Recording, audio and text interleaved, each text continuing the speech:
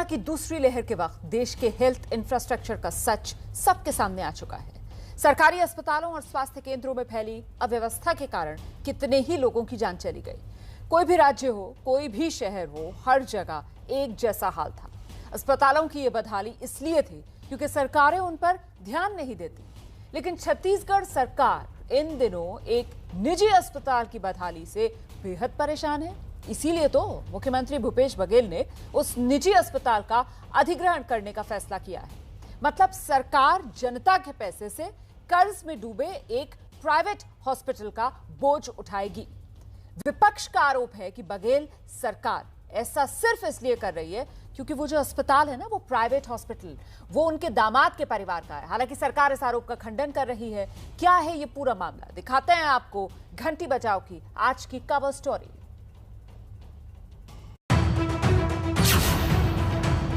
सरकारी संस्थाओं की कीमत पर वो प्राइवेट को तरजीह दे रही है, तो स्वाभाविक रूप से प्रश्न उठता है जिन मामलों में लोगों ने ट्विस्ट किया।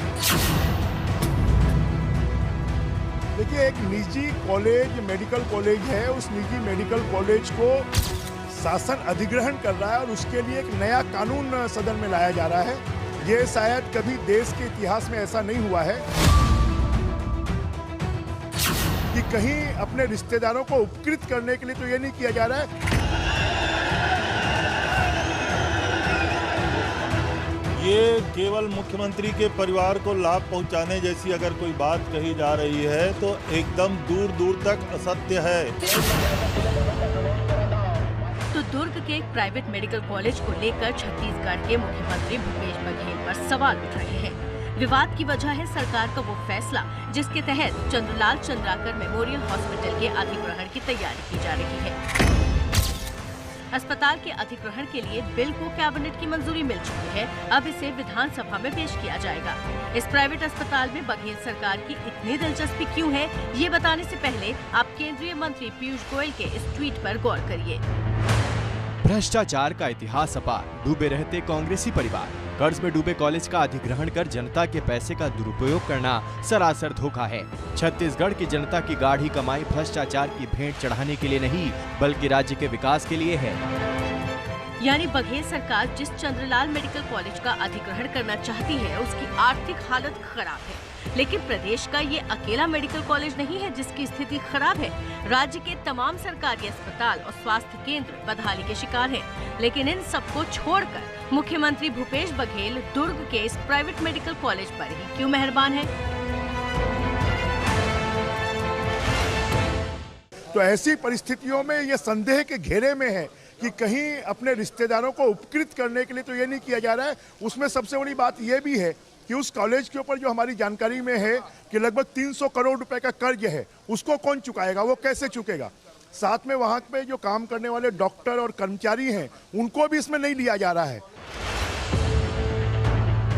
तो इस कॉलेज को लेकर मुख्यमंत्री बघेल पर भ्रष्टाचार, परिवारवाद, पद और जनता के पैसे के दुरुपयोग के आरोप इसलिए लग रहे हैं क्योंकि इस मेडिकल कॉलेज का कनेक्शन सीएम के परिवार से है। छत्तीसगढ़ के सीएम भूपेश बघेल की बेटी दिव्या बघेल के पति हैं क्षितिज चंद्राकर और क्षितिज चंद्राकर के चाचा डॉक्टर मंगल प्रसाद चंद्राकर चंदूलाल चंद्राकर मेमोरियल हॉस्पिटल के मैनेजिंग डायरेक्टर हैं।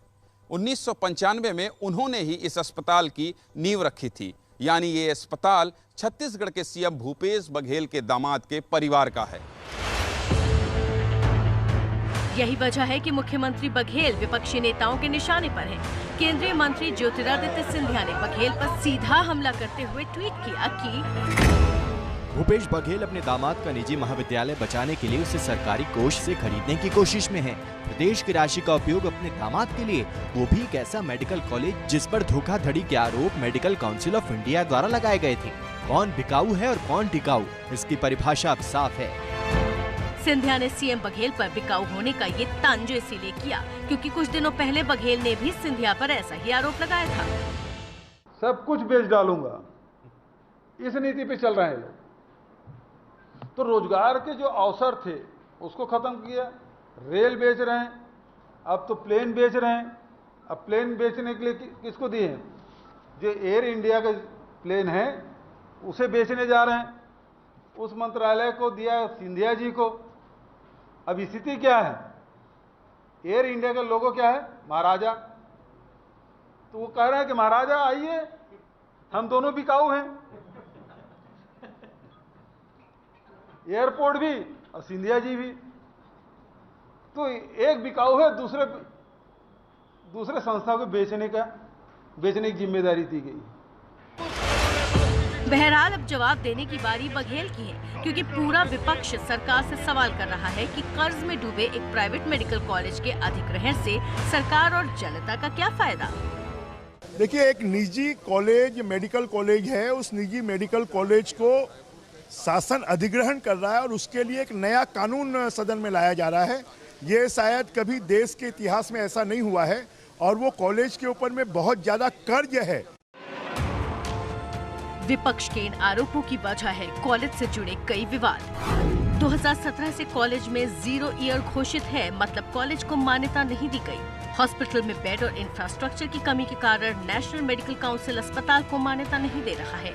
2018 में मेडिकल कॉलेज पर फ्रॉड करने और फर्जी मरीज दाखिल करने का आरोप लगा। कॉलेज पर करीब 125 करोड़ रुपए का कर्ज है, हालांकि विपक्ष 300 करोड़ के कर्ज की बात कह रहा है। इस सब के बावजूद छत्तीसगढ़ के सीएम के लिए ये मेडिकल कॉलेज खास है। फरवरी 2021 में जब वो इस कॉलेज के एक कार्यक्रम में गए तो उन्होंने कहा, दुर्ग से सांसद रहे कांग्रेस नेता चंदूलाल चंद्राकर की उनके राजनीतिक जीवन में बड़ी भूमिका है, इसीलिए वो इस कॉलेज की खराब होती हालत को सुधारने के लिए जरूरी कदम उठाएंगे।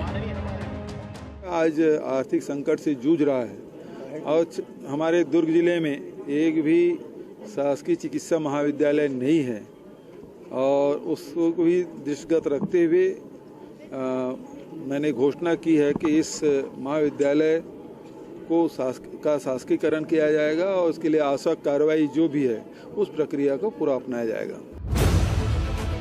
इसी ऐलान के बाद छत्तीसगढ़ सरकार ने मेडिकल कॉलेज के अधिग्रहण के लिए बिल लाने का फैसला किया।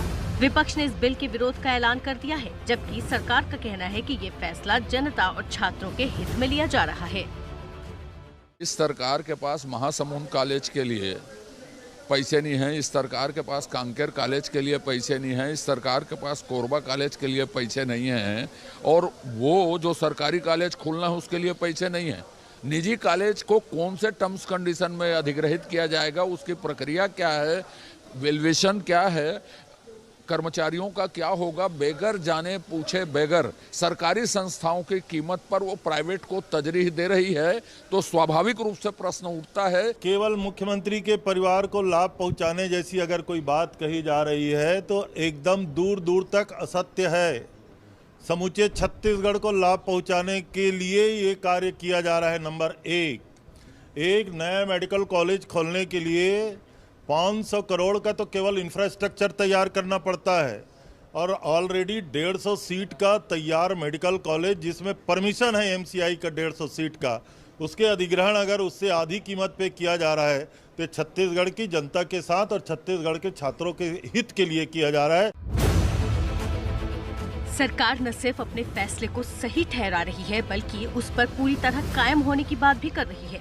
मुख्यमंत्री बघेल ने आज चंदूलाल चंद्राकर मेडिकल कॉलेज के छात्रों और कुछ अभिभावकों से मुलाकात की। अपनी इन तस्वीरों को पोस्ट करते हुए लिखा कि वे चिंतित थे कि सरकार कॉलेज के अधिग्रहण का इरादा न छोड़ दे। मैंने उन्हें आश्वस्त किया है कि सरकार बच्चों के भविष्य के लिए उठाया गया कदम कतई पीछे नहीं खींचेगी। इससे पहले सीएम बघेल ने एक और पोस्ट में लिखा था कि ये प्रदेश के एक मेडिकल कॉलेज और सैकड़ों छात्रों के भविष्य को बचाने का प्रयास है। जहां तक रिश्तेदारी और निहित स्वार्थ का सवाल है तो मैं अपने प्रदेश की जनता को ये बताना चाहता हूं कि भूपेश बघेल उसके प्रति उत्तरदायी है। सौदा होगा तो सब कुछ साफ हो जाएगा। ये खबर कल्पनाशीलता की पराकाष्ठा से उपजा विवाद है, जिसे मैं चुनौती देता हूँ। यानी अपने दामाद के परिवार को फायदा पहुंचाने के आरोप को मुख्यमंत्री बघेल सीधे तौर पर खारिज कर रहे हैं। पर फिर भी ये सवाल तो उठेगा कि जो चिंता सरकार एक मेडिकल कॉलेज के लिए दिखा रही है, क्या इतनी ही चिंता उसे राज्य के दूसरे सरकारी अस्पतालों और स्वास्थ्य केंद्रों की भी है? तो देखा आपने, छत्तीसगढ़ में सरकार एक प्राइवेट मेडिकल कॉलेज पर मेहरबान है, वहीं बिहार में बालू माफिया को पुलिस और प्रशासन की शय मिल रही है। घंटी बचाओ में हमने आपको बिहार के बालू माफिया के अवैध खनन का पूरा खेल दिखाया था। इस खबर पर आपने घंटी बजाई और अब उसका बड़ा असर हुआ है। सरकार को उन अफसरों और पुलिस वालों पर कार्रवाई करनी पड़ी जिनकी नाक के नीचे अवैध खनन का कारोबार चल रहा था।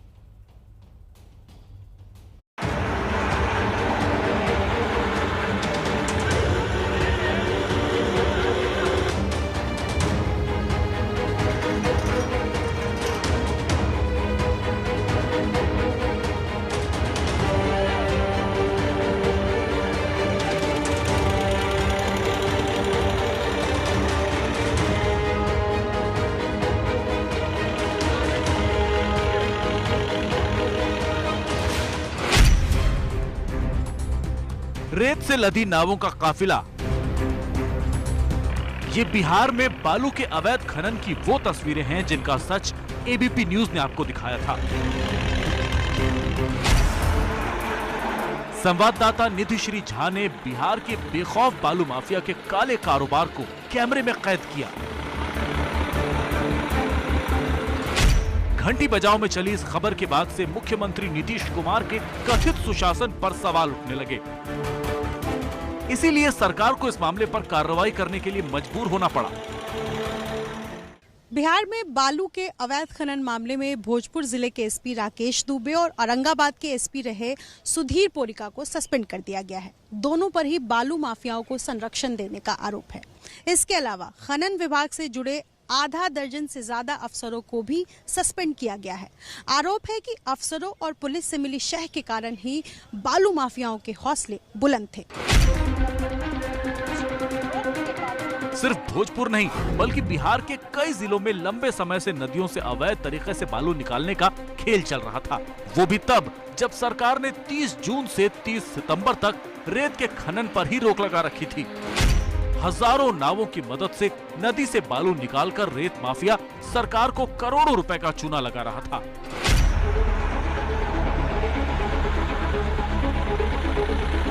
एबीपी न्यूज पर चली खबर के बाद ही बालू माफियाओं की धरपकड़ शुरू हुई। कई जगह छापेमारी हुई। इस मामले में अब तक करीब 3 दर्जन अफसरों पर कार्रवाई हो चुकी है।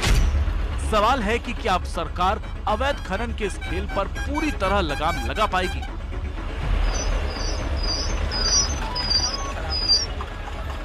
इस शो में हम उन लोगों की आवाज उठाते हैं जिनकी आवाज को सरकार और प्रशासन अनसुना कर देते हैं। मध्य प्रदेश की सीधी में एक गांव के साथ यही हुआ। अंधेरे से मुक्ति पाने के लिए इस गांव के लोगों ने लाख जतन किए, लेकिन जब कुछ नहीं हुआ तो उन्होंने एक अनोखा प्रदर्शन किया।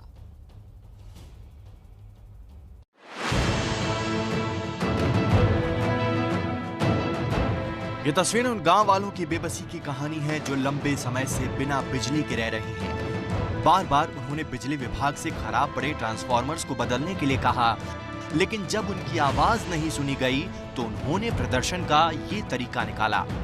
जले हुए ट्रांसफार्मर के ऊपर इस तरह के पोस्टर लगा दिए गए जिन पर लिखा है, लोग अंधेरे में हैं, मुझे जल्दी बदलो।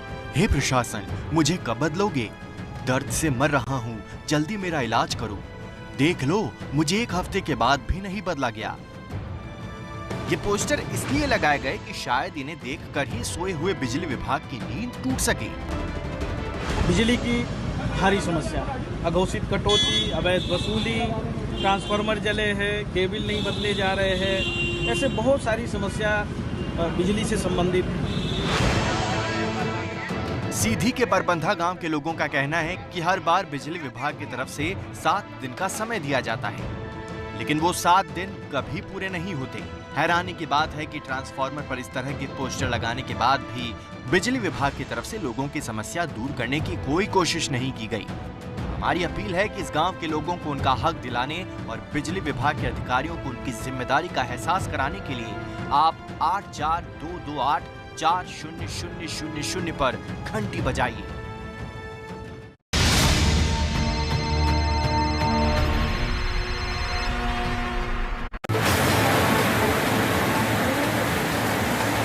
धरती के जन्नत को आसमान की चोट,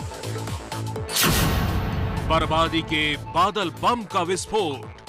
शाम 7:30 बजे भारत की बात। घंटी बचाओ में अब बात उन लोगों की जो कोरोना की तीसरी लहर की चेतावनी को नजरअंदाज कर लगातार लापरवाही कर रहे हैं। बार बार ये कहा जा रहा है कि किसी भी सूरत में हमें सोशल डिस्टेंसिंग के नियम को नहीं तोड़ना है। लेकिन आज राजस्थान के 2 जिलों से बेहद चौंकाने वाली तस्वीरें सामने आई।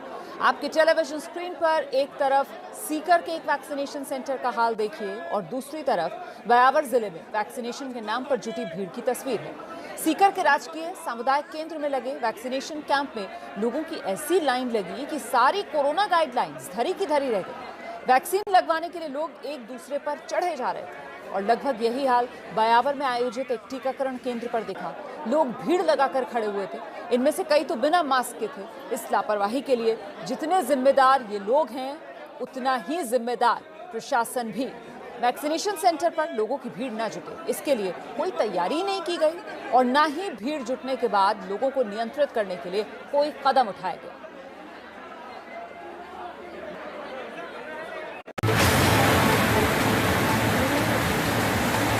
धरती के जन्नत को आसमान की चोट,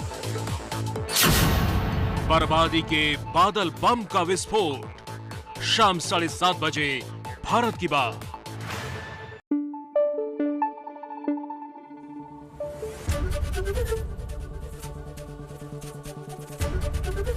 एबीपी न्यूज आपको रखे आगे।